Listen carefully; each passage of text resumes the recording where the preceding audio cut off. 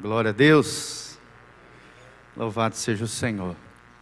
Abra comigo, meu irmão, minha irmã, Jeremias, capítulo 6, de 13 a 21. Jeremias 6, de 13 a 21. Que a graça e a paz de Jesus esteja sobre a sua vida, sobre o seu coração, sobre a sua casa, sobre a sua família. Nós vamos estar toda a equipe ali do Ministério de Casais ministrando para aproximadamente 60 casais. Se você quiser participar conosco, passe durante a semana aqui com a Beth e faça a sua inscrição em nome de Jesus. Vai ser uma bênção, querida. As vagas são limitadas, está aberto para todos por causa das redes sociais, né? Então não deixe para a última hora, faça a sua inscrição e que Deus te abençoe no nome de Jesus. Vamos lá então, Jeremias 6, 13 a 21. Nós vamos ver a palavra do profeta Jeremias. Ele, cheio do Espírito Santo, nos traz uma palavra do céu, que foi muito relevante na sua época, época profética, tempos difíceis. Jeremias viveu num momento onde o último rei justo de Israel, e mesmo no seu tempo, ele viveu tempos onde os reis se corrompiam, e outros serviam ao Senhor. E ele passou momentos muito difíceis ao longo da sua vida. Desde cedo foi chamado por Deus, e a Bíblia diz que ele foi chamado desde o ventre materno, foi ungido por Deus desde a meninice, desde pequenininho. Quando recebeu o chamado de Deus, você pode ver isso no capítulo 1, ele se sentia apenas um menino, mas Deus o chamou, Deus o comissionou, Deus o protegeu de maneira sobrenatural e o capacitou dentro de uma missão profética tremenda naquele tempo, tempos de apostasia, tempos difíceis. Ele viveu em todo o seu tempo profético, onde apenas um rei serviu ao Senhor, os demais se apostataram do Senhor, fizeram coisas horrendas, e ele sofreu tremendamente com a dureza do povo de Judá, mas mesmo assim, queridos, ele continuou firme e forte no seu propósito, no seu coração, e Deus o usou poderosamente para trazer uma mensagem extraordinária de Deus para aquele tempo. Foi um homem que teve um início muito difícil, mas pregava com uma linguagem muito simples, usado por Deus poderosamente. Era um homem que tinha habilidades extraordinárias no Senhor, veio de linhagem sacerdotal, Deus o criou com um propósito. Jeremias se sentia, como eu falei, inadequado dentro da sua missão, mas Deus o tomou por completo. Deus o fez como uma promessa e uma bênção para o seu povo, e Deus deu a ele essa unção espiritual, extraordinária, profética.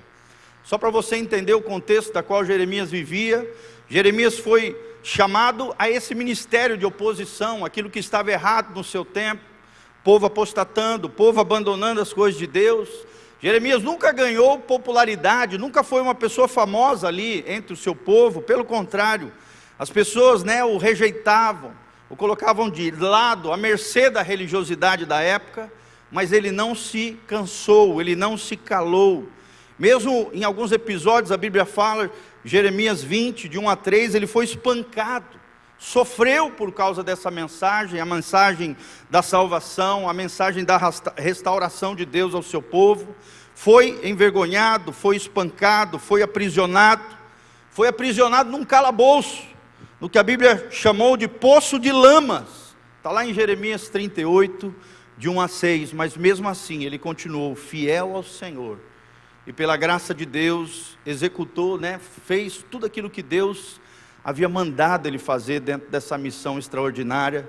E nós vamos ver lindas palavras de Jeremias, primeiro alertando o povo quanto ao seu pecado, as falhas do povo de Israel, nós vamos ver num primeiro momento, e num segundo momento nós vamos ver qual foi a palavra restauradora, a palavra profética de Deus, através desse grande servo de Deus, Jeremias 6, de 13 a 21. Olha o que a Bíblia diz, Jeremias 6, de 13 a 21. A Bíblia diz: porque desde o menor deles até o maior, cada um se dá a ganância. Outras versões diz avareza.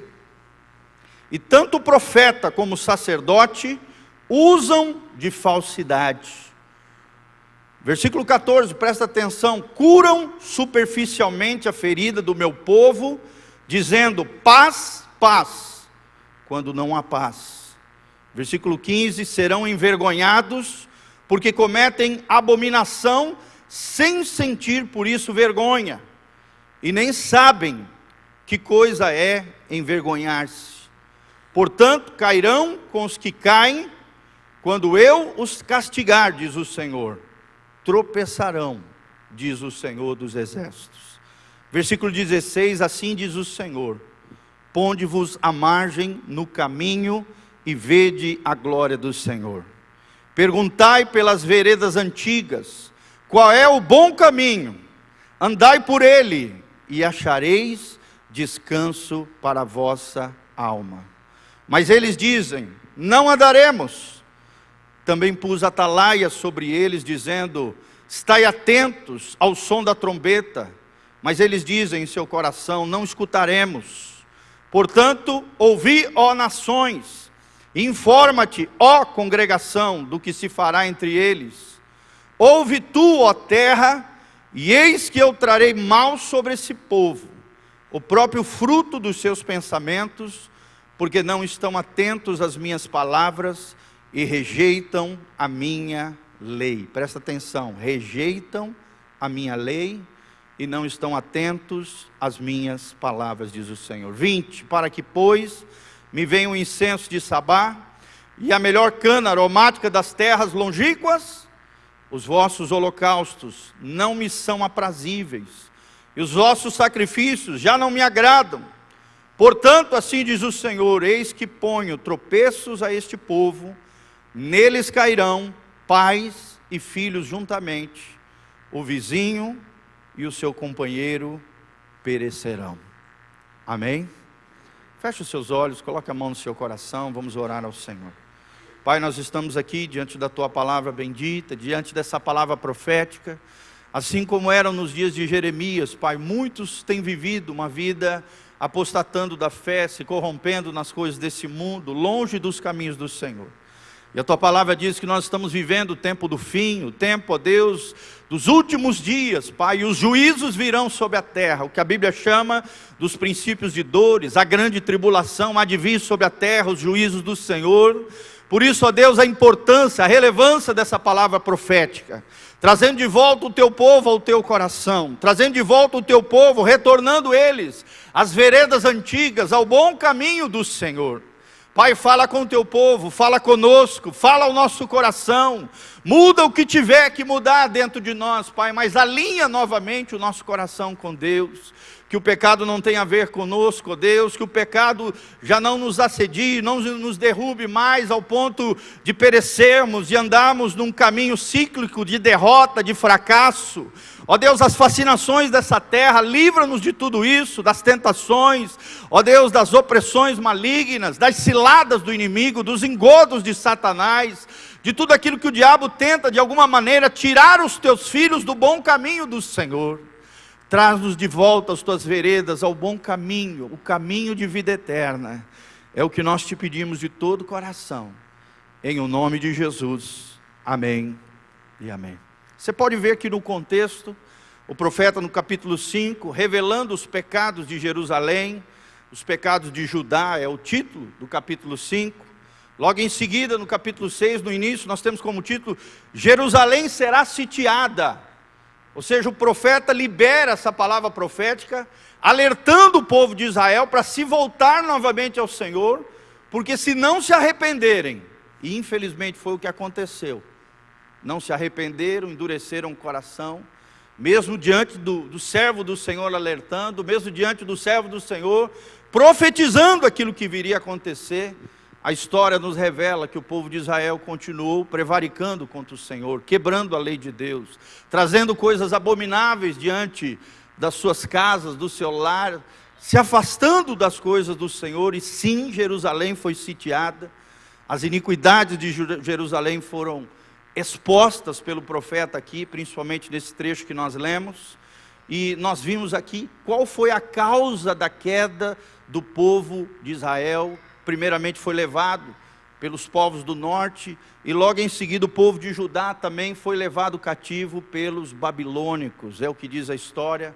é o que nós sabemos através da palavra de Deus. E ficaram ali cativos durante 70 anos, até que Deus levanta 3 levas do povo de Israel de volta à sua terra e restaura todas as coisas, e é o que nós vemos através da palavra de Deus. Zorobabel, nós vemos ali Neemias e Esdras, 3 restauradores do povo de Israel. Mas antes de acontecer tudo isso, ele libera essa palavra ao povo de Deus, e chama o povo de Deus num retorno ao bom caminho do Senhor. Essa palavra, esse é o título da mensagem nessa manhã: retornando ao bom caminho de Deus. Fala comigo: retornando ao bom caminho de Deus. E a pergunta que nós fazemos, a pergunta que sai ao nosso coração é: irmãos, será que nós, como povo de Deus, como foi o povo de Deus naquela época, nós temos trilhado o bom caminho do Senhor? Será que estamos andando segundo a palavra de Deus, obedecendo a Deus, ou vivendo uma vida de aparência, talvez religiosa, uma vida de fachada, uma vida talvez, onde a gente até vem no culto, vem na igreja, mas no dia a dia, de segunda a sábado, a nossa vida está toda errada, longe de Deus, apartado dos caminhos de salvação. Então a palavra é para nós, não é para o pessoal lá de fora, é para o povo de Deus. Essa palavra profética de Jeremias é para nós, povo de Deus, para nós refletirmos, para nós nos autoavaliarmos se estamos trilhando o caminho da salvação, o caminho que agrada ao Senhor, o bom caminho de Deus, retornando ao bom caminho. Esse é o tema da mensagem de Deus para nós nessa manhã. Primeira ênfase que eu gostaria de dar, primeira ênfase são o que levou esse povo cativo à Babilônia. Logo em seguida essa palavra profética, e é o ministério profético de Jeremias. Quais são as falhas do povo de Deus? E aqui são reveladas através desse trecho das Escrituras, algumas falhas do povo de Deus. Primeiro nós vemos aqui no versículo 13, presta atenção, porque desde o menor deles até o maior, cada um se dá a ganância. Primeira ênfase que o profeta dá é: se dão a ganância, se dão a avareza. E é muito interessante nós entendermos o que é ganância, o que é avareza. Olha o que significa avareza. No dicionário significa qualidade ou característica de quem é avarento, de quem tem apego excessivo ao dinheiro, tem apego excessivo às riquezas. O segundo significado de avareza é falta de magnanimidade, falta de generosidade, mesquinharia, mesquinhez, sovinice. Em outras palavras, o mão de vaca, o mão fechada, aquele que só se importa consigo, aquele que é egoísta quanto àquilo que Deus ha conferido nas suas mãos. Irmão, será que nós não temos sido assim? Será que Deus encontra em nós um coração misericordioso, um coração compassivo, um coração generoso? Quando alguém se aproxima de nós, diante de uma necessidade, como é que está o teu coração? Você só se importa com aquilo que é seu? Você está apegado aos bens materiais, ao ponto disso afetar a tua vida espiritual? Jesus mesmo disse, nós não podemos ter 2 senhores. Ou nós servimos a Deus, o Deus da Bíblia, ou servimos a Mamon, uma potestade, um demônio terrível que governa as riquezas desse mundo ímpio. Pergunta que eu te faço, querido: quem é que governa o seu coração? É Deus ou Mamon? Pastor, como é que nós podemos quebrar o poder de Mamon na nossa vida? É através da generosidade, queridos. Se você quer quebrar o poder de Mamon na sua vida, é através da generosidade. Não só nos dízimos, nas ofertas, isso é tremendo, isso é maravilhoso. Nós entendemos o privilégio que nós temos de sermos cooperadores na obra do Senhor, mas exercemos generosidade com relação aos nossos parentes, os nossos familiares, os nossos amigos, principalmente os nossos irmãos de fé, as pessoas lá fora. Querido, como é que está o teu coração com relação ao dinheiro? Quem é que manda na sua vida? Quem é o Senhor da tua vida? É o Deus da Bíblia?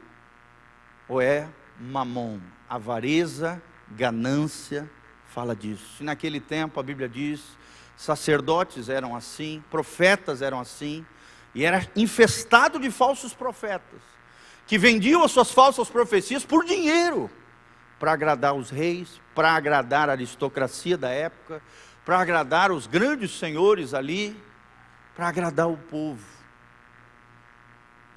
Irmão, o que move o seu coração? É o que Deus pergunta para nós. É Deus ou dinheiro? Aonde está a sua confiança? Em Deus ou em Mamon? Nada contra você prosperar, querida. A prosperidade é uma bênção, amém? Só que a prosperidade, ela é bênção quando nós temos o coração correto diante de Deus. Quando nós somos senhores do dinheiro e não escravos dele. Amém? A Bíblia diz, tudo me é lícito, mas nem tudo me convém. Tudo me é lícito, mas não me deixarei dominar por nenhuma delas. Se o dinheiro te domina, você se torna escravo do dinheiro. E é isso que a palavra de Deus está nos alertando. A primeira falha do povo de Deus era a avareza. O que é que está governando as nossas vidas? A avareza gera corrupção de coração. A avareza te transforma muitas vezes de um ser humano numa coisa. Te desconfigura como pessoa. Transtorna a tua personalidade. Por isso tome cuidado, querido.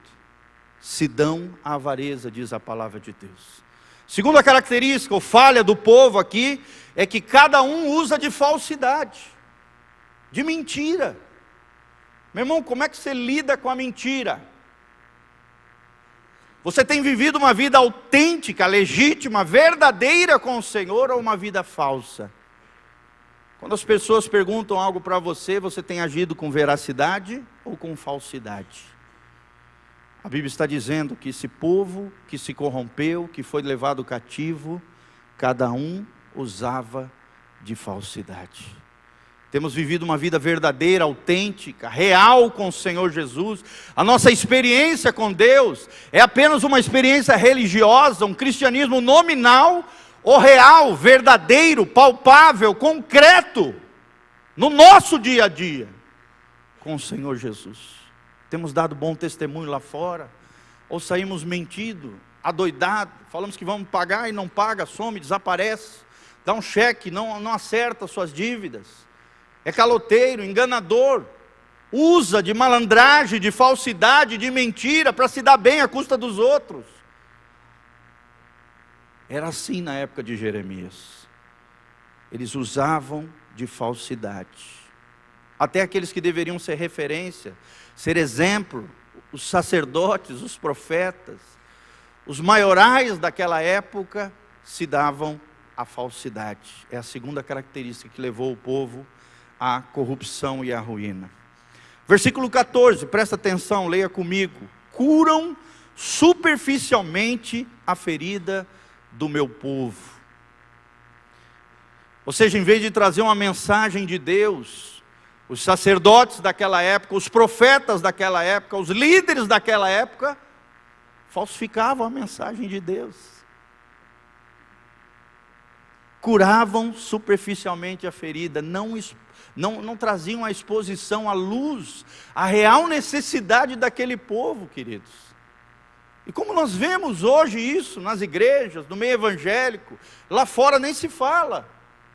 Pessoas falando bonito, falando coisas maravilhosas, mas não revelando ao povo, a gente, às pessoas, a sua real necessidade. Não expondo a ferida para tratamento, não mostrando aquilo que precisava ser mudado da parte das pessoas. Por exemplo, hoje pregar sobre pecado, querido, é uma exceção à regra. Porque muitos pastores, para agradar o povo, se omitem de falar acerca do pecado. Às vezes até falam do pecado como um mero problema. Sendo que, querido, pecado é pecado. E quando quando nós lidamos com o pecado, é necessário arrependimento, confissão, mudança de vida. Amém? Nós entendemos que somos pecadores, que nós temos uma pecaminosidade, que nós temos uma natureza caída, que o problema não está lá fora, que o problema não é o outro, o problema sou eu. É você, somos nós que precisamos nos quebrantar diante do Senhor e vivemos uma vida em arrependimento. Amém? Fala comigo, uma vida em arrependimento. A salvação, querido, é um posicionamento diante de Deus. Todos nós sabemos, somos pecadores, vamos tropeçar, vamos falhar às vezes, por causa do pecado que tenazmente nos assedia. De vez em quando nós vamos errar, nós vamos tropeçar, nós vamos falhar. O que nós não podemos é ficar prostrados, caídos, abatidos, envolvidos, enlameados com o pecado. Pelo contrário, temos que ser lavados pelo sangue de Jesus. Pelo sangue de Jesus, que tira o pecado do mundo, que purifica o pecador arrependido, querido. Então é necessário pregar a mensagem, trazendo o povo de volta, e não curando superficialmente a ferida, como nós vemos aqui. Líderes que deveriam ser referência e não eram, porque viviam na avareza, porque viviam na falsidade. Líderes que deveriam curar o povo, a Bíblia diz que curavam superficialmente a ferida deles. E eles continuavam remoendo nas suas sujeiras, nas suas feridas. Líderes, como diz aqui a parte B do versículo 14, que diziam paz quando não há paz. Diziam que estava tudo bem quando não estava bem. Por isso que Jeremias era rejeitado. Que Jeremias queria tratar com a ferida do povo.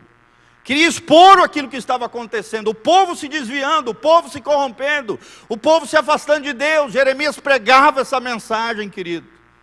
Por isso foi jogado no poço, por isso foi rejeitado, por isso foi espancado, por isso foi ferido, mas permaneceu fiel ao Senhor. Amém? Querido, você tem permanecido fiel ao Senhor, mesmo em meio à oposição. Hoje dizem de nós que somos fundamentalistas, que nós cristãos, somos caretas, somos quadrados, somos totalitários, somos fascistas, somos isso, somos aquilo, querido. Nós vamos permanecer fiéis à palavra de Deus, amém? Queiram criar qualquer chacota, nome, qualquer distinção de nós, a palavra de Deus é que nos guia. As nossas convicções estão firmadas na Bíblia. O cristão, a ele não importa agradar os outros, importa agradar ao Senhor. Porque a Bíblia diz, mais importa agradar a Deus do que os homens. Vocês estão entendendo, irmãos? Tem gente que está dizendo que está tudo bem, que há paz, quando não há paz. É aquela mensagem do evangelho triunfante, que tudo vai dar certo, que tudo vai dar bem, que não sei o quê, que Deus vai dar vitória. Claro que Deus também dá isso, mas as coisas não estão bem. Amém? Também nós não pregamos um evangelho pessimista, crítico, negativo, não. Um evangelho equilibrado, que fala do Deus da vitória, que nos faz triunfar em Cristo Jesus, mas também que tem coisas que estão erradas, que precisam ser restauradas, corações que precisam ser realinhados com o céu. Então nós não podemos dizer que está tudo bem, que há paz, quando não há paz. E quanto tantas e tantas pessoas não têm paz com Deus, precisam ser redimidas, precisam ser reconciliadas com Deus, precisam ser trazidas de volta ao bom caminho do Senhor.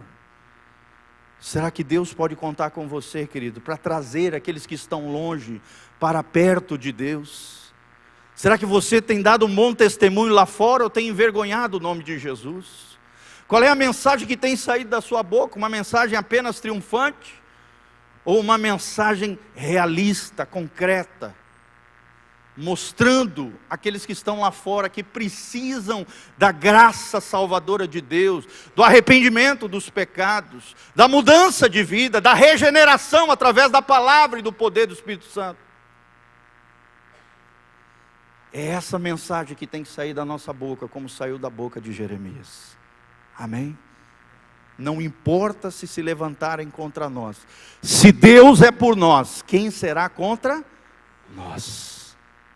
Amém? Continue firme e forte nas suas convicções. Semana mesmo eu coloquei nas redes sociais, Deus está levantando uma nova geração de homens fiéis, de mulheres fiéis, que vivem por convicção.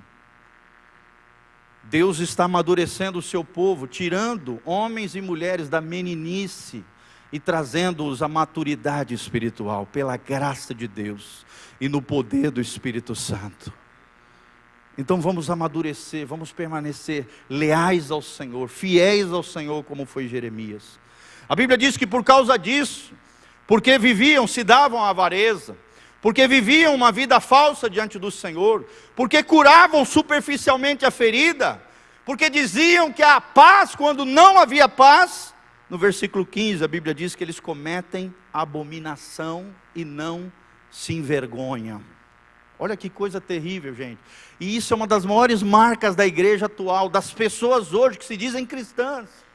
Muitas vezes que se dizem crentes, que frequentam a igreja, cometem abominação diante do Senhor e não se envergonham. Não modificam os seus comportamentos, porque já tem uma mente corrompida. Uma mente devassa, uma mente transtornada, tomada pelo pecado. Querido, a mente gera comportamento, amém? Comportamento gera hábitos, os hábitos revelam o caráter, e o caráter define o destino das pessoas. Por isso que o diabo, a luta está aqui dentro da mente. Por isso nós precisamos diariamente transformar o nosso entendimento, a nossa mente, a metanoia, a mudança de mente através da palavra de Deus, para que o diabo não nos engane aqui na mente, não corrompa os nossos comportamentos através de uma mente entregue a ele. Hoje nós vemos uma geração superficial do Evangelho, a geração Neymar, um rapazinho que se diz crente, e olha as loucuras que está fazendo, rapazinho que coloca música evangélica nas suas mensagens de promiscuidade, cometem abominação e não se envergonham, não tem vergonha do que faz. Graças a Deus, Deus está usando a sua própria mãe, que saiu nas redes sociais dizendo para que ele volte ao caminho do Senhor, que ele está longe. Como nós vemos isso, não é só ele, querido, é um monte de gente, é escândalo para todo lado. E nós, como estamos diante do Senhor, irmãos? Práticas abomináveis. Nós vemos hoje no seio da igreja, adultério para tudo quanto é lado, fornicação, sexo entre jovens. Nós vemos homossexualismo para todo lado. Nós vemos mentira, engano para todo lado, sujeiras, práticas abomináveis. Vou falar para vocês uma abominação ao Senhor, que muitas pessoas praticam e às vezes nem sabem. A Bíblia diz que aquele que arruma contenda entre os irmãos, faz algo abominável diante de Deus. Como tem isso no meio das pessoas? Gente querendo confusão com outras pessoas, fofocando, falando mal dos outros, criticando. O que semeia contenda entre os irmãos, a Bíblia diz que isso é abominável aos olhos de Deus. Jogando crente contra crente, irmão contra irmão, parente contra parente. Isso aí é o que mais nós vemos nas famílias, gente.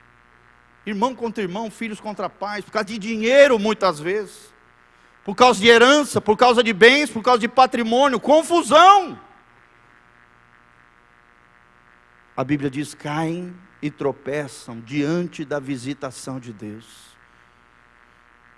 Pessoas vivendo vida falsa, vida superficial, um evangelho que não está transformando o coração, pessoas que endurecem o coração diante da palavra de Deus. A Bíblia diz: porque cometem abominação, não se envergonham, caem e tropeçam diante da visitação de Deus. E Deus está visitando o seu povo, querido. Se Deus te visitar hoje, querido, como é que você está diante de Deus?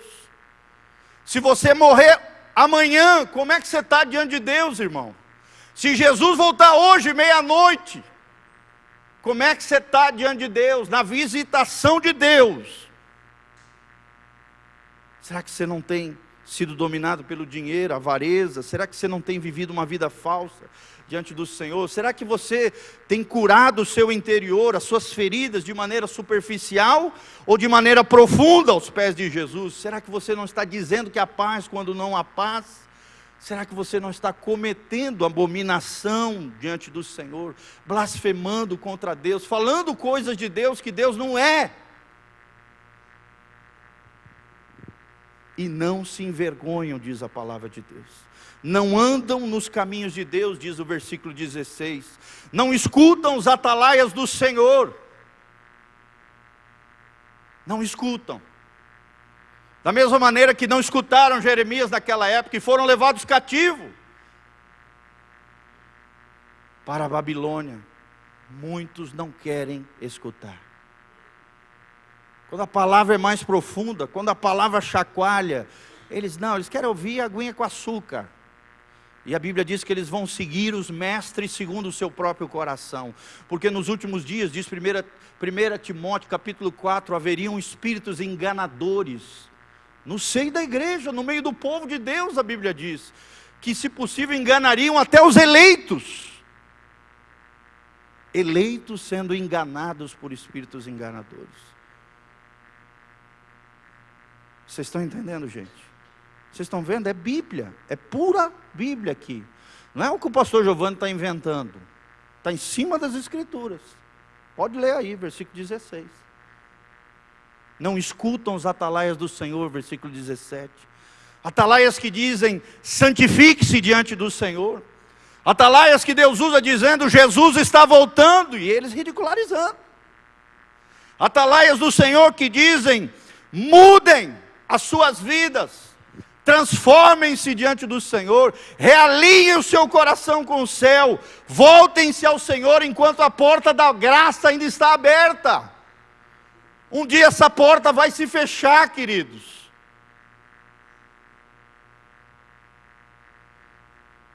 Transformem as suas mentes, abandonem as coisas do mundo, fechem as portas abertas a demônios nas suas vidas. Crentes abrindo um monte de brecha na sua vida, e o diabo deitando e rolando. Porque nós temos aprendido, onde há brechas espirituais, onde há áreas tenebrosas na nossa vida, o príncipe das trevas e seus asseclas, os demônios, tem acesso. E nós vemos muitos crentes com a vida toda detonada, toda lascada, a alma toda ferida. Nós temos aprendido aqui desse púlpito, querido, quem quebra a lei de Deus, se quebra. Fala comigo, quem quebra a lei de Deus, se quebra. Não é Deus que é afetado, querido, somos nós.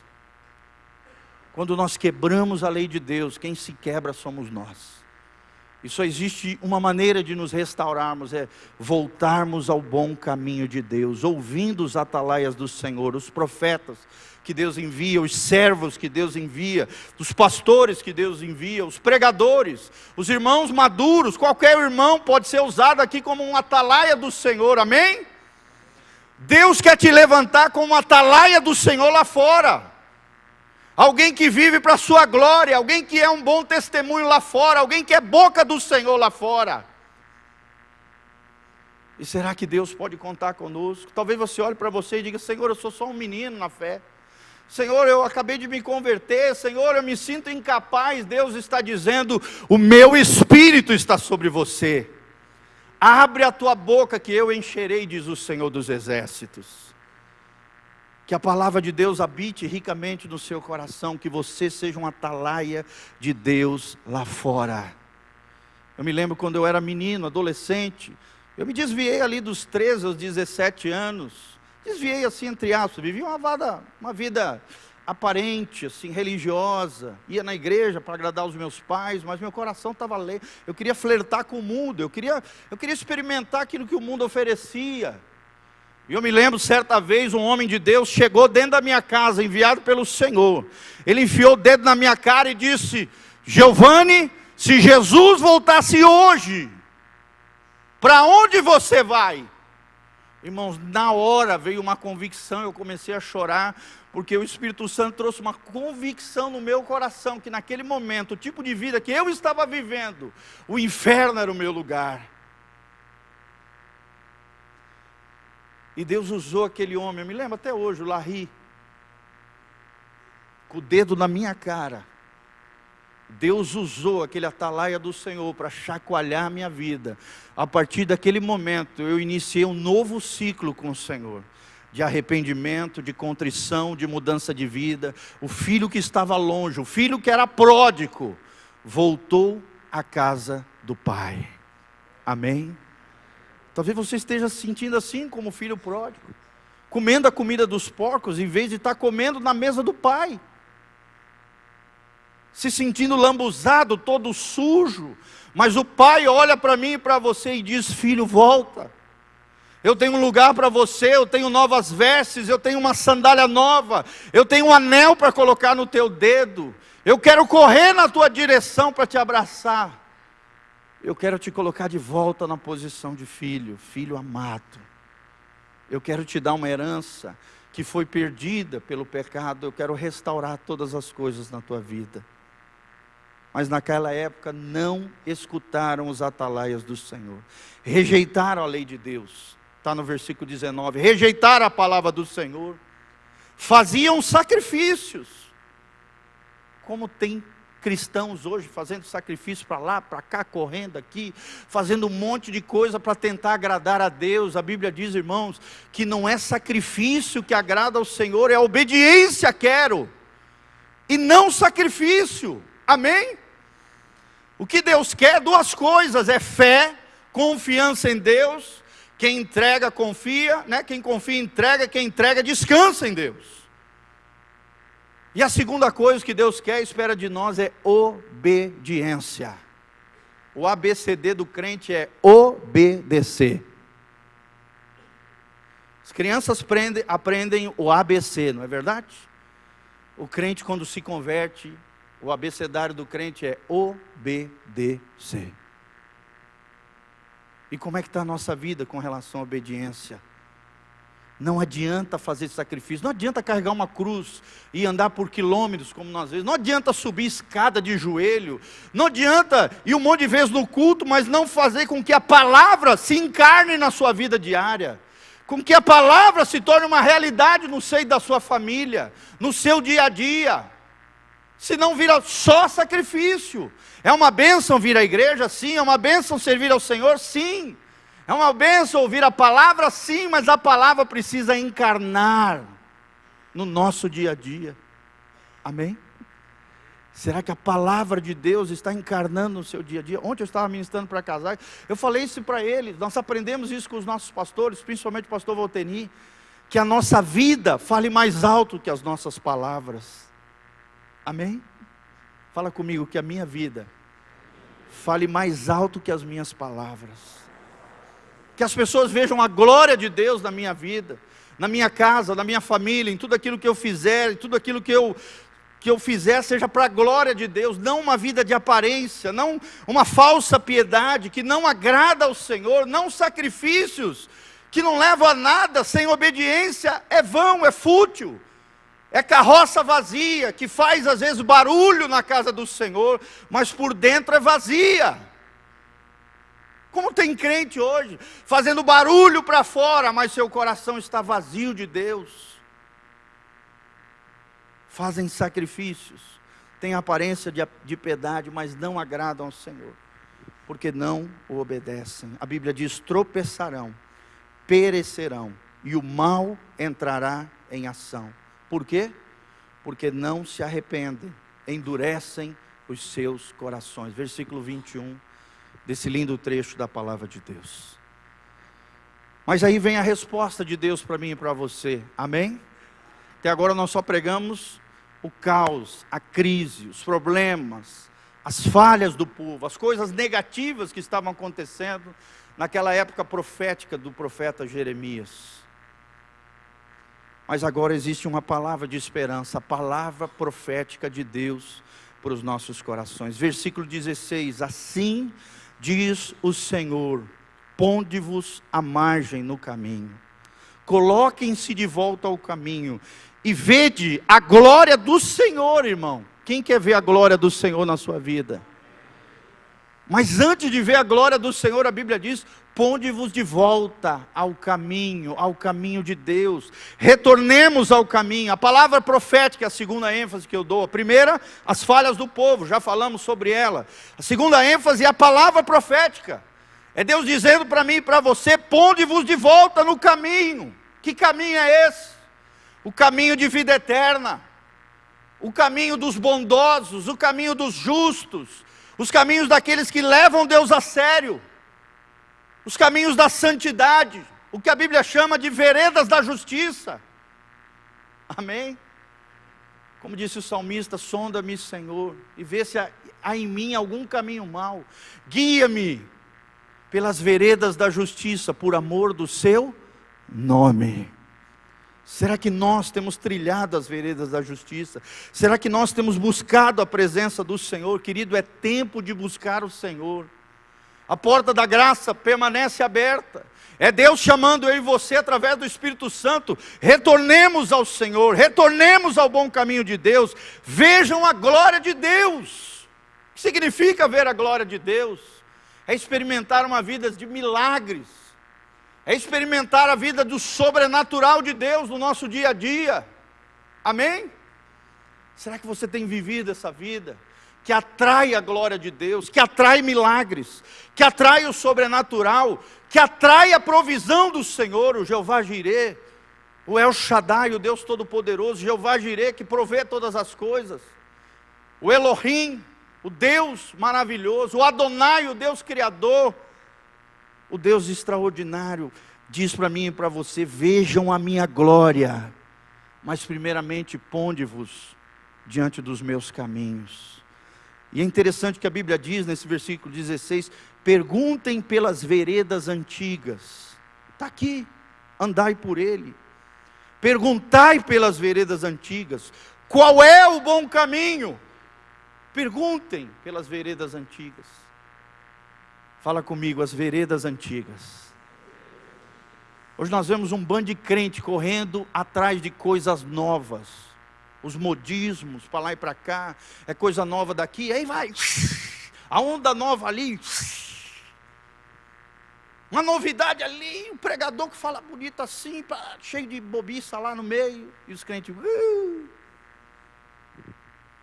enquanto Deus está falando para mim e para você: procurai as veredas antigas. Aquilo que eu já falei, aquilo que eu já revelei na minha palavra. Não corra atrás de novidade, querido. Volte às veredas antigas, diz o Senhor. Como a gente tem tendência a desvalorizar aquilo que é antigo, aquilo que já foi, aquilo que é velho. É ou não é, irmãos? A gente quer novidade, o novo aparelho, a novidade que a mídia nos dá. É a geração novidade. E muitos têm andado por caminhos tortuosos, desviado da fé, atrás de novidade. Sendo que Deus está falando para mim e para você: pergunte acerca das veredas antigas. Mas pastor, o que são as veredas antigas? É o caminho do quebrantamento, irmão. É o caminho da renúncia. Isso eles não querem. É o caminho da cruz. Aquele que quer ser meu discípulo, negue-se a si mesmo, tome a sua cruz e siga-me. Isso eles não querem. Só querem bênção. O abençoador não quer. Pagar o preço, jamais.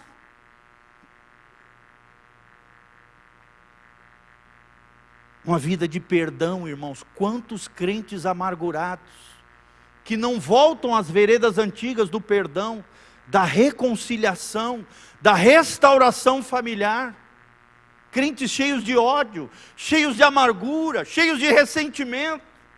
Crentes vivendo anos, atrofiando, murchando dentro das suas almas, porque não retornam às veredas antigas do perdão, da reconciliação, da restauração. Deus é um Deus de restauração, irmãos. O diabo é o príncipe da briga, é o galo de briga. Deus é o Deus da restauração. Amém?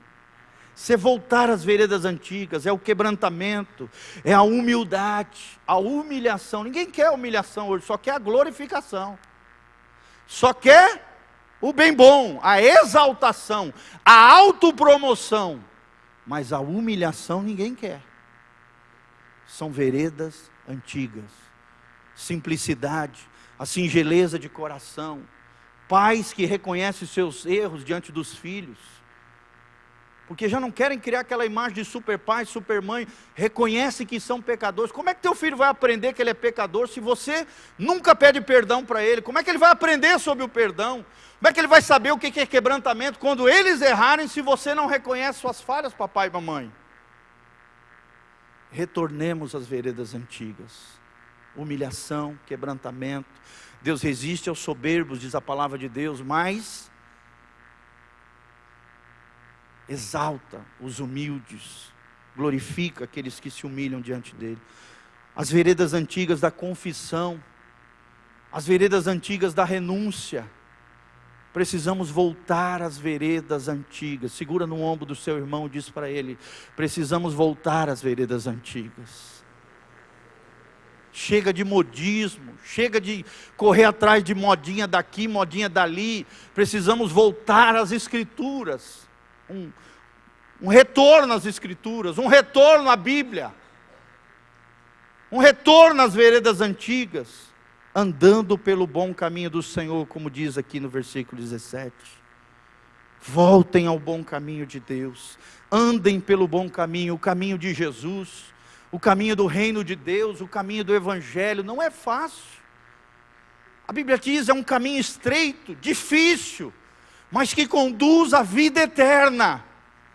O caminho do mundo é largo, é fácil, é moleza, mas a Bíblia diz, vai se afunilando, e o caminho do mundo sem Deus é a perdição eterna. A vida cristã não é fácil, irmãos, é difícil, mas ande pelo bom caminho de Deus, o caminho do Evangelho, o caminho da Bíblia. Só assim, diz a palavra aqui no final, achareis descanso para a vossa alma. Amém? Quem quer ter paz verdadeira na sua alma? Mateus capítulo 11, versículo 28, a Bíblia diz: vinde a mim, vós que estáis cansados e sobrecarregados, e eu vos aliviarei, e achareis descanso para as vossas almas. Nós vemos nesse versículo que Jesus dá uma direção: vinde a mim. Não é a minha mãe, não é nenhum santo, não é nenhum tipo de expressão religiosa. Jesus diz para mim e para você: vinde a mim, a minha presença, aos meus pés. Jesus dá uma direção: vinde a mim. Quem? Vós que estáis cansados e sobrecarregados. E talvez você chegou aqui assim, cansado, sobrecarregado. Irmão, eu não estou aqui para jogar um peso na sua vida, não. O caminho de Deus é leve. Jesus diz no final desse trecho: o meu jugo é suave, meu fardo é leve. Qual é o jugo e o fardo de Jesus? É apenas obedecer a sua palavra. A vida fica mais leve, o Espírito Santo nos capacita, tudo flui quando você obedece ao Senhor. Amém? A alma encontra descanso, o coração tem um refrigério, nós somos renovados pelo Senhor, nós somos restaurados por Deus, curas verdadeiras acontecem, não superficial, como foi aqui, feridas superficialmente curadas, não, curas verdadeiras, curas profundas, que brotam de dentro para fora, milagres acontecem, a alma é lavada pelo poder do sangue de Jesus. Há poder no sangue de Jesus, para o coração arrependido, para o pecador penitente, que se arrepende, e diz: Senhor, eu preciso de Ti, Senhor, eu não aguento mais essa vida. A casa do Pai está de braços abertos para você. A alma é lavada, a alma é purificada, o coração é purificado, as intenções, as motivações, os sentimentos são estabilizados, as emoções voltam ao equilíbrio. Por que tem tanta gente desequilibrada hoje? por que tem tanta gente perdendo as estribeiras, vivendo uma vida desgovernada? Porque a Bíblia diz que aquele que peca contra o Senhor viola a própria alma, diz Salomão no livro de Provérbios. Homens e mulheres violando, ferindo, arrebentando as próprias almas, através de pecados que não são tratados, arrependidos, modificados. Irmãos, é tempo de alma lavada, amém? É tempo de alma purificada, de coração e sentimentos curados, verdadeiramente pelo Senhor dos Exércitos. Nós ouvimos nessa mensagem a falha do povo, avareza, falsidade, curavam superficialmente a ferida do povo, diziam que há paz quando não havia paz, uma mensagem mentirosa, uma mensagem enganosa, corações que não estavam reconciliados com Deus. Nós aprendemos que esse povo, infelizmente, continuou cometendo abominações terríveis, e Deus teve que vir com juízo para tratamento, para corrigir, disciplinar esse povo, porque cometiam abominação e não se envergonhavam, caíam e tropeçavam diante da visitação de Deus, rejeitavam a lei de Deus, a palavra do Senhor, faziam sacrifícios ditos religiosos, mas o seu coração estava longe de Deus e não agradavam ao Senhor. Tropeçavam, pereciam, e o mal entrava em ação, porque não se arrependeram e endureceram o seu coração. Mas a mensagem de salvação é essa: ponde-vos de volta aos caminhos de Deus, amém? Vejam a glória do Senhor. Quem quer ver a glória do Senhor, levanta a mão e diz: Senhor, eu quero experimentar a tua glória, experimentar a tua graça, experimentar o sobrenatural de Deus na minha vida. Vejam a glória do Senhor, ponde-vos de volta nos caminhos do Senhor, perguntem quais são as veredas antigas e encarnem essas veredas antigas no seu dia a dia, andem pelo caminho do Senhor, e só assim, diz a palavra, a promessa vem, e achareis descanso para as vossas almas. Quero terminar com o grande pensador cristão da igreja primitiva, um dos patriarcas da fé, Agostinho de Hipona. Ele dizia assim: fizeste-nos, Senhor, para ti, e o nosso coração, ainda inquieto, só descansará em ti. Amém? Nós só conseguiremos descansar em Deus. Se estivermos longe de Deus, o nosso coração vai continuar inquieto, porque o Senhor nos fez para Ele, e o nosso coração anda inquieto, enquanto não descansar no Senhor. Descansa em Deus, querido, amém? Amanhã é segunda-feira, encare os seus leões com coragem, com fé, com ousadia, na graça e na força do Senhor. Das palavras que Deus mais tem falado ao meu coração, Efésios capítulo 6, versículo 10, revesti-vos do Senhor e na força do seu poder, amém? A minha força é o Senhor, eu quero caminhar no poder de Deus, para que eu possa resistir aos dias maus, como diz ali na continuação, colocar sobre mim a armadura descrita em Efésios 6, resistindo ao dia mau, na força e no poder do Senhor, e permanecemos inabaláveis diante de Deus.